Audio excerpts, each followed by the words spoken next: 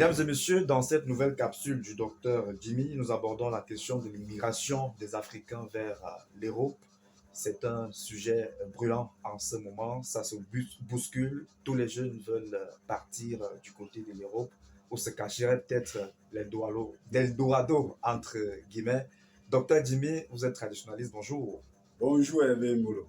Quelle est votre position par rapport à ce qui se passe en ce moment où tous les jeunes sont animés par la volonté de quitter leur pays et de partir vers l'Europe? Merci. Vous touchez les points sensibles. Je dois tellement tirer sur la jeunesse. Ils seront même surpris. Déjà, vous savez, au temps de nos aïeux, nos ancêtres étaient des travailleurs. La jeunesse d'aujourd'hui, c'est des plus paresseux, des super paresseux, des... Je ne sais même pas comment les qualifier. Alors, au temps de nos aïeux, on ne finançait pas aucun de nos ancêtres. On ne nous finançait pas. Mais les aïeux vivaient à l'aise. N'attendaient pas à l'administration. N'attendaient à personne. Au jour d'aujourd'hui, on a fabriqué la jeunesse de la manière qu'ils attendaient des financements de l'administration à tout moment. Les parents ont éduqué et élevé les enfants dans le sens de la paresse, de la facilité.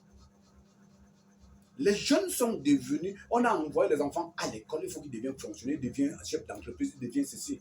Mais qui doit donc travailler pour que les autres mangent? On n'a pas planifié ça. Le système occidental a tout tué. On a appris la facilité à la jeunesse. La jeunesse ne sait pas que on se lève pour travailler dur. Ils ne savent même pas, ils lisent même, ils partent même à l'école, mais ils ne comprennent pas. On te dit, quand tu es dans un pays, c'est toi qui dois travailler, payer les impôts pour faire tourner le pays. Le pays est comme une entreprise. C'est le système que le colon a même mis sur pied. Mais la jeunesse ne comprend pas ça. Il ne sait pas que c'est lui qui doit travailler, payer les impôts pour que le pays fonctionne. Il pense que c'est le pays qui doit lui donner. Mais ce n'est pas pour dédouaner les chefs d'État et tous les dirigeants. Parce que eux, il faut qu'ils jouent leur rôle. Il faut qu'ils travaillent. Le pouvoir qu'ils ont pris pour ça, qu'ils travaillent. Mais je descends au niveau de la jeune génération parce que la jeune génération est concentrée sur le foot, concentrée sur la politique. Tel politicien devait travailler plus que celui-ci, tel devait travailler plus que l'autre. Ils perdent le temps. Ils ne s'arrangent pas à travailler dur. Nous avons les terres, nous avons les ceci. On pouvait travailler, on devait être tellement riche. Mais la jeunesse n'est pas travaillée pour ça. Les parents ont travaillé dur. Leurs parents nous ont appris à travailler dur. Mais eux, quand ils ont aussi travaillé dur, ils disent non, je ne veux pas que mon enfant souffre. Il faut qu'il devienne fonctionnaire, il faut qu'il devienne ministre. Il y a combien de postes ministériels dans un pays? Il y a combien de postes pour les fonctionnaires dans un pays? Alors, comment vous pouvez former vos enfants rien que dans un même sens? Ça veut dire que vous avez formé les pauvres, les paresseux. Et ces paresseux, maintenant, travailler dur pour lui, non, c'est un crime. J'entends d'autres qui sont en Europe même, d'autres qui sont déjà même en route, ils nous disent non, le pays est grave. Et que, mais tu vas arriver en Europe avant de me dire, les initiés comme nous, on a des patients en Europe plein. C'est la souffrance extrême. Un enfant à 18 ans travaille en Europe.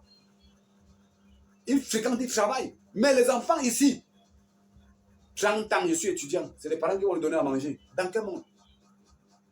Les jeunes, des gens comme nous, en notre temps, on m'a appris à travailler dur à bas âge. Donc, la vie, ce n'est pas le bonbon, ce n'est pas un endroit qui a du sucre. C'est un endroit de combat. Et quand tu as fait une prise de conscience à temps, c'est bon.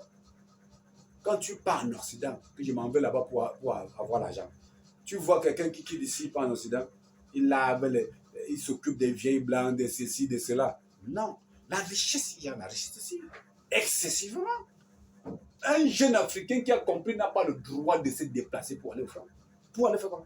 Docteur Jimmy, il y a quand même ceux qui y vont pour aller capitaliser, si on peut le dire, de ce côté, de revenir investir dans leur pays.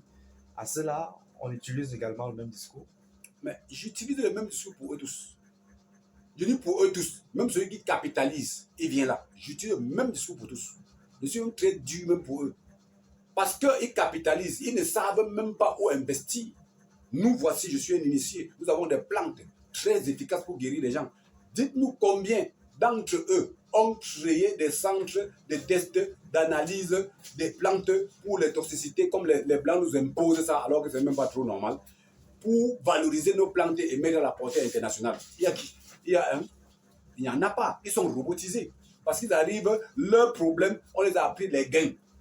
acheter ce que le blanc a amené pour revendre. C'est des commerçants. Donc, ils ne créent pas. Ils ne prennent pas nos choses de l'Afrique pour valoriser. Non, il y a un problème. Il y a un problème. Les hommes riches, c'est le même système. Et on a dit les économistes, ils ont l'argent, nos hommes riches, ils ont l'argent là. Non, c'est les mêmes robots. Ils ne connaissent pas où se trouve la richesse africaine pour la valoriser. Raison pour laquelle, rien que dans la médecine traditionnelle, mais il devait avoir des tonnes de milliards en Afrique qui tournent. On devait même imposer notre médecine aux autres du côté de l'Occident. Parce qu'on devait sortir des maladies qui ne traitent pas, nous on traite. Des maladies, nous-mêmes, nos remèdes, on exporte. Pourquoi ils ne peuvent pas financer? Ça veut dire qu'eux, qui sont même partis en Occident, ils partent continuer à être travaillés comme l'Occident a planifié. Donc, ça veut dire que ceux-là ne nous aident pas. Donc, ça veut dire que quand un fils d'Afrique sort de l'Afrique, mais je commence à avoir même peur de lui. Parce qu'à un certain niveau, il n'a plus de capacité de venir t'enseigner ce qu'il faut. Il ne connaît pas là où se trouve la richesse chez nous. Il ne pense la richesse que selon le système occidental qu'on a toujours valorisé, qu'on a toujours le bling-bling qu'on a appris. Quels sont les jeunes? Je parle à eux qui voient que ce que je dis est faux. Je vous mets à l'épreuve. Toute la diaspora africaine là, même mes patients, que ce soit même les autres, que les jeunes qui sont dans la diaspora me montrent ceux qui sont venus puiser en Afrique. Présenter, valoriser pour que l'Afrique décolle. Qui me montre? Si ce n'est pas les commerces qu'ils font. Prendre un truc, des vieux trucs qu'on vend en Europe pour venir nous revendre, porter l'argent, partir, tourner. En dehors de ça, qui me disent ce qu'ils font. Des constats pareils et amers. Donc ça veut dire que tous nos enfants qui se déplacent pour aller là-bas, c'est pour continuer le même chemin. Ils ne sont pas là pour travailler pour l'Afrique. Je profite donc de l'occasion pour leur dire que restez en Afrique. Regardez où se trouve la richesse africaine. Donc, au jour d'aujourd'hui, je suis en train de décider, mettre sur pied le système d'entreprise pour faire gagner la jeunesse à l'excès. On met des médicaments à leur portée, ils valorisent les médicaments pour faire à ce qu'ils donnent des gains colossaux pour se développer et valoriser la médecine traditionnelle. Vous voyez, vous allez présenter quelque chose qui regarde la médecine traditionnelle. Quelqu'un va rester là-bas, commencer à critiquer sans rien comprendre. Ils ne connaissent pas. Aucun jeune qui est de l'autre côté ne vient demander ici comment vous utilisez la médecine, comment on peut utiliser pour la valoriser.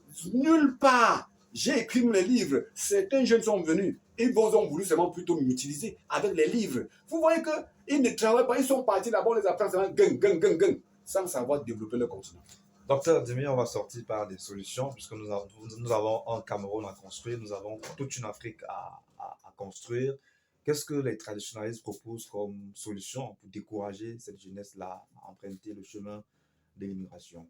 Déjà, je venais de vous dire que dans ma structure, je suis en train de créer des ce qui doit leur permettre de gagner excessivement. Alors, en plus maintenant, cela, je suis en train d'interpeller la jeunesse qui met dans leur tête que la vie, ce n'est pas un endroit de bonbons. Ce n'est pas un endroit qu'on chouchoute quelqu'un. Ce n'est pas un endroit qu'on flatte. Ce n'est pas un endroit c'est un endroit de souffrance, de travail extrême. Ce n'est pas un endroit qu'on blague. Le travail doit être accéléré. Un jeune doit savoir qu'on travaille dur. Un jeune doit savoir qu'on travaille dur. S'il ne travaille pas dur, tu ne t'attends pas à réussir. Notre continent a assez de richesses encore. Mais attends, moi, ça fait 17 ans qu'on a voulu que je vis en Europe. Si je voulais courir comme eux, ceux que je suis en Europe, les livres que j'écris, tout ce que je suis en train de mettre à leur portée, qui devait le faire? J'ai déjà dit que non. Nous avons la richesse en Afrique, il faut qu'on la valorise. Aujourd'hui, le centre culturel est ouvert pour enseigner les valeurs traditionnelles africaines. Si j'étais en Europe, ce que je cours, je m'embrouille là-bas, c'est qui devait le faire? Donc c'est pour dire que l'Africain doit comprendre d'abord que c'est lui qui est riche. Nous avons et les champs, et les terres, et la médecine, et la spiritualité, et tout. Comment l'Africain est pauvre? Quand on regarde, quelqu'un s'assoit comme ça, il tape l'importation des produits de consommation pour la maladie par an. C'est des tonnes de milliards. Nos diasporas font quoi? Nos hommes riches font quoi pour la valoriser? Il n'y a pas. Donc je les interpelle. J'ai dit, je ne dédouane pas nos administrateurs. Déjà au Cameroun, je me plains pas trop parce que à la recherche scientifique, le gouvernement camerounais nous soutient pour les tests de toxicité 2 millions et poussière. Vous voyez, c'est pour tester un test de toxicité sur un médicament, on demande 7 millions et poussière. le gouvernement soutient 2 millions et poussière. Ça veut dire que c'est la part de soutien qu'il a fait. C'est les hommes riches qui devaient venir nous soutenir. Ils ne le font pas. La pauvreté est là. Les milliards partent dans les médicaments des autres. Qui est la cause? Donc il faut que la jeunesse comprenne que nous qui nous diabolisons, nous insultent que nous ne sommes rien là. La science là, c'est nous. Il faut qu'ils viennent puiser, il faut qu'ils s'initient même, il faut qu'ils valorisent. Si tel n'est pas le cas, quelqu'un court pour aller dans l'eau ou en Occident, qui met dans sa tête que je n'ai aucun soutien à lui donner. Le message est passé, docteur Dimi. Merci. C'est moi.